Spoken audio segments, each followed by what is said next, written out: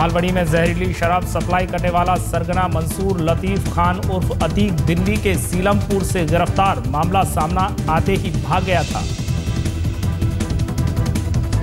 मुख्यमंत्री ने कहा, दोषी को होनी चाहिए फांसी की सजा। आरोपी के खिलाफ ठोस केस बनाने की हिदायत। जहरीली शराब मामले की जांच के लिए फडणवीस ने दिए उच्च स्तरीय जांच के आदेश। मुख्य सचिव की अध्यक्षता में बनेगी कमेटी। 3 महीने में आएगी रिपोर्ट। मुंबई के दहिसर इलाके में एक्साइज विभाग का छापा। सैकड़ों लीटर कच्ची शराब बरामद। ट्यूब में छुपाकर शराब बेचने वाली एक महिला गिरफ्तार। ठाणे में अवैध शराब के ठिकानों पर छापेमारी। हजारों लीटर अवैध शराब नष्ट। कल्याण के अलग अलग ठिकानों से 6 लोगों की गिरफ्तारी।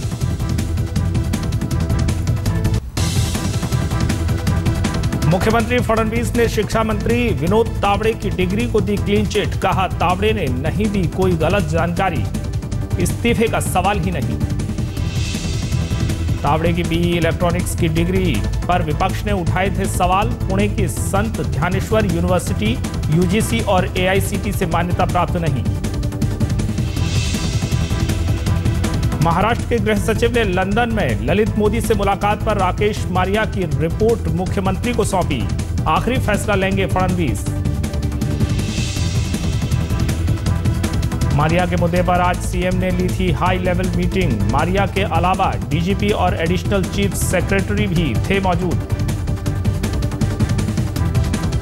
मुंबई में फिर से लगातार बारिश से जनजीवन अस्त व्यस्त। सड़क ट्रैफिक से लेकर विमानों की आवाजाही पर हुआ असर। बारिश से मुंबई में कई जगह हुआ जलभराव। दादर और बांद्रा में सड़क पर पानी जमा होने से लोगों की बढ़ी मुसीबत। मुंबई के सायन इलाके में बारिश से हुआ जलभराव। यातायात की रफ्तार हुई सुस्त। बारिश के चलते स्कूली बच्चों को परेशानी। कई स्कूल कॉलेज बंद। दादर से सीएसटी के बीच लोकल सेवा प्रभावित। ओवरहेड वायर टूटने से बिजली आपूर्ति में आई बाधा। बारिश के बाद मुंबई की सड़कों पर बड़े बड़े गड्ढे। हफ्ते भर की बारिश के बाद बीएमसी के दावों की खुली पोल।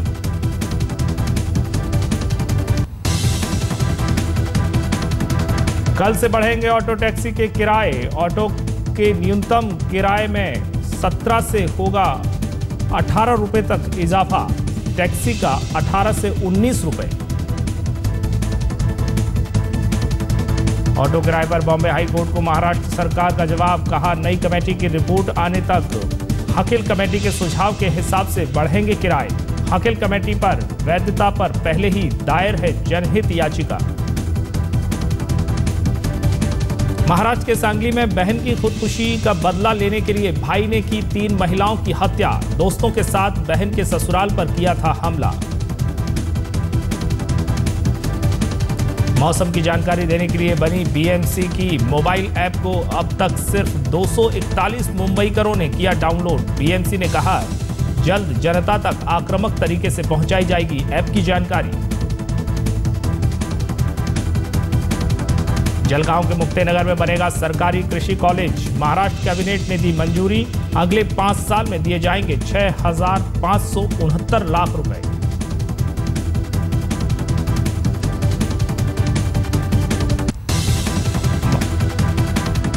महाराष्ट्र में एयरपोर्ट के विकास की केंद्रीय उड्डयन मंत्री अशोक गजपति राजू ने की समीक्षा। फडणवीस के साथ सोलापुर, अमरावती, शिरडी एयरपोर्ट्स के विकास पर भी हुई बात। मुंबई में एलईडी बल्ब बांटने में मदद करेगी सरकार। कंपनी महावितरण और बेस्ट 300 रुपए का बल्ब 100 रुपए में मिलेगा। क्रेडिट और डेबिट कार्ड के इस्तेमाल पर जल्द टैक्स में मिल सकती है छूट। वित्त मंत्रालय ने तैयार किया प्रस्ताव। वैट से लेकर इनकम टैक्स तक में छूट देने का प्रावधान। इस साल ईद पर बजरंगी भाईजान के बाद सलमान ने अगले साल भी ईद की। 2016 ईद पर सलमान की फिल्म सुल्तान की रिलीज डेट पक्की।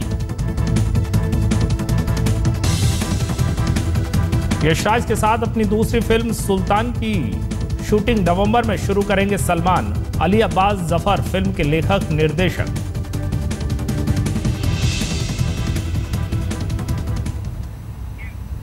नमस्कार, मैं हूं बीना नवीन। आप देख रहे हैं मुंबई मेट्रो। फटाफट खबरों के बाद अब एक स्पेशल रिपोर्ट। मुंबई की बारिश ने मायानगरी की सूरत बदल कर रख दी है। बरसात ने मुंबई की रफ्तार धीमी कर दी है। हर तरफ रेंगता हुआ ट्रैफिक और टूटी फूटी सड़कें। लगता है कि मानसून का सीजन सरकारी दावों की पोल खोलने के लिए ही आता है। देखिए बारिश का असर इस रियलिटी रिपोर्ट में। बरसात के बाद आज हम आपको दिखाने जा रहे हैं मुंबई का एक नया चेहरा।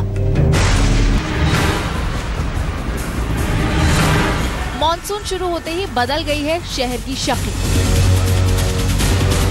एक हफ्ते की बारिश ने मायानगरी की सड़कों को दे दी है एक नई सूरत। वेस्टर्न एक्सप्रेस हाईवे,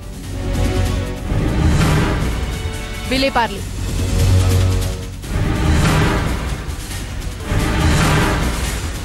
दौलत नगर, सांता क्रूज वेस्ट,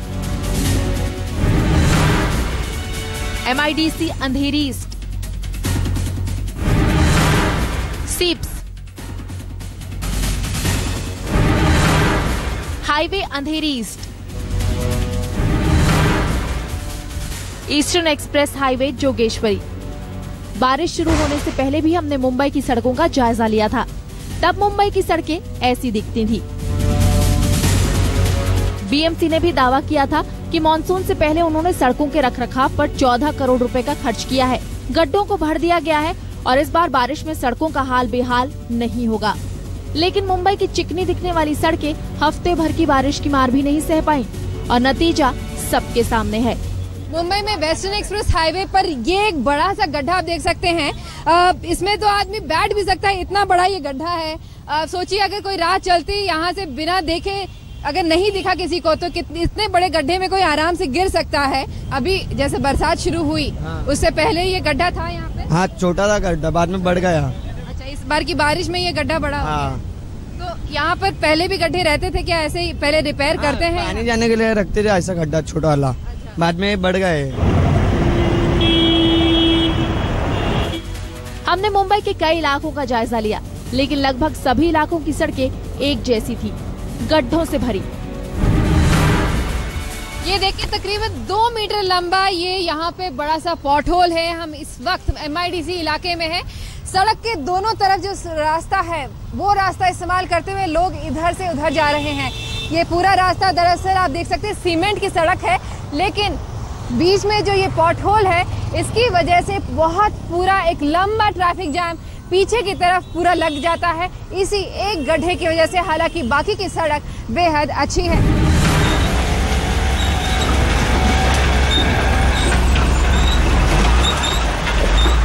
मुंबई के कुछ ऐसे भी इलाके हैं जहां पर की सड़क साल भर खराब रहती है, जैसे कि सीप्स के इलाके का ये सड़क।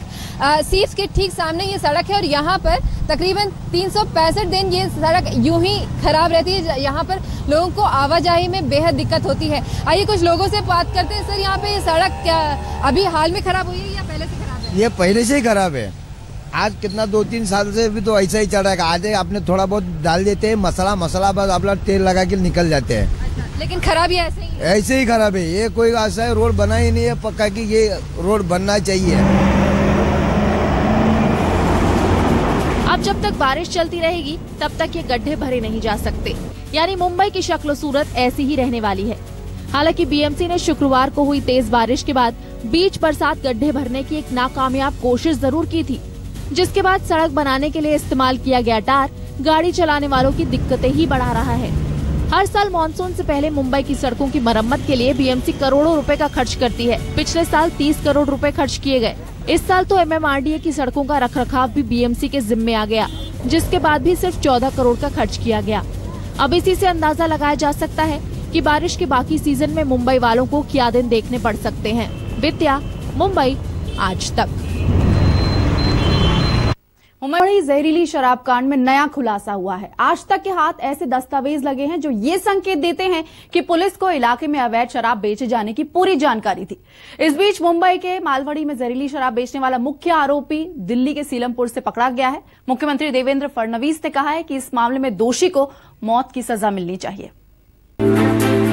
जहरीली शराब पिलाकर 102 लोगों को मौत की नींद सुलाने वाला पुलिस की गिरफ्त में है। मुंबई के बालवनी में जहरीली शराब सप्लाई करने वाले मुख्य आरोपी मंसूर लतीफ खान उर्फ अतीक को पुलिस ने दिल्ली से गिरफ्तार कर लिया है। मंगलवार दोपहर दिल्ली के सीलमपुर इलाके से आतिक को दिल्ली और मुंबई पुलिस के एक जॉइंट ऑपरेशन में गिरफ्तार किया गया। 17 तारीख को मामला सामने आने के बाद से ही आतिक मुंबई से भाग निकला था। इसके पहले जो एक्यूज हमने पकड़े उनको इस तरीके का जहरीला शराब बेचता था, सप्लाई करता था, इस तरह की इंफॉर्मेशन है, लेकिन उससे पूरी जानकारी लेने के बाद ही उसके ऊपर हम टिप्पणी कर पाएंगे। इस मामले में अतीक को मिलाकर अब तक 8 लोगों की गिरफ्तारी हो चुकी है। 8 पुलिस अधिकारियों और 4 आबकारी विभाग के अधिकारियों को निलंबित किया जा चुका है। फरार आरोपियों को गिरफ्तार करने के लिए क्राइम ब्रांच की टीम 2 राज्यों में अब भी ताक लगाए बैठी है। उधर मुख्यमंत्री देवेंद्र फडणवीस ने भी मुख्य सचिव की अध्यक्षता में एक उच्च स्तरीय जांच कमेटी नियुक्त कर दी है। इस बीच अब सवाल ये उठ रहा है कि क्या मालवनी की घटना टल सकती थी। आज तक के हाथ लगे ये वो दस्तावेज है जो इशारा कर रहे हैं कि मुंबई पुलिस और एक्साइज डिपार्टमेंट को घटना से कुछ दिन पहले ही समाज सेवी अशोक पटेल ने चेता दिया था कि शहर में धड़ल्ले से कच्ची और नकली शराब का व्यापार चल रहा है। लेकिन हमेशा की तरह ये खत ठंडे बस्ते में चला गया। हाथ भट्टी इतनी जोर से चल रही है, मारवे से लेके, बोरीवली से लेके, आरे से लेके, भांडुप से लेके, कांजू मार्ग से लेके, थाना से लेके, सब एक्साइज को मालूम है। मैं समझता हूं कि इसमें पुलिस का क्या विषय। मैंने राकेश मारिया साहब से भी बात किया, मैंने कमिश्नर को 2-3 बार मिलकर बात किया, लेकिन इन लोगों को खाली पैसा चाहिए। घटना के बाद एक्साइज डिपार्टमेंट भी हरकत में आ गई है। मुंबई के दहिसर इलाके में छापा मारकर एक्साइज विभाग ने सैकड़ों लीटर कच्ची शराब बरामद की है। इस मामले में एक्साइज विभाग ने वलसल्ला गोहिते नाम की एक महिला को भी गिरफ्तार किया है, जो ट्यूब में छुपाकर कच्ची शराब बेचा करती थी। ये जो गावठी दारू इससे बोलते हैं जो अपन, ये जो दारू जो पकड़ी है वो केतकीपाड़ा से पकड़ी है। वो दहिसर ईस्ट में आता है केतकीपाड़ा। वहाँ पे वत्सलावली करके एक गावठी दारू बेचते, उसका इन्फॉर्मेशन मिला था हमें। उसको वॉच रख के आप शाम को ही कार्रवाई की गई है। घटना के बाद मुंबई पुलिस कमिश्नर राकेश मारिया ने मुंबई के सभी 12 जोन को इस तरह के अवैध शराब बेचने या ठिकानों पर कार्रवाई करने का निर्देश दिया है। नतीजा, 1 हफ्ते के अंदर पुलिस ने पूरी मुंबई में ऐसे 234 ठिकानों पर छापे मारकर 100 से ज्यादा लोगों को गिरफ्तार किया है। सवाल इस जहरीली शराब को लेकर भी खड़े हो रहे हैं। सूत्रों की माने तो ये शराब के नाम पर लोगों को मिथेनॉल नाम का केमिकल परोसा जाता था।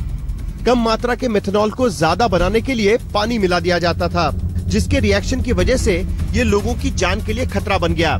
हालांकि इसकी पुष्टि के लिए फॉरेंसिक रिपोर्ट का इंतजार करना पड़ेगा। इस घटना के बाद से मुंबई पुलिस से लेकर तो एक्साइज डिपार्टमेंट सभी एक पांव पर खड़े होकर लगातार कार्रवाई कर रहे हैं। लेकिन इसके पहले कई शिकायतों के बाद भी मुंबई पुलिस की नींद नहीं खुली थी।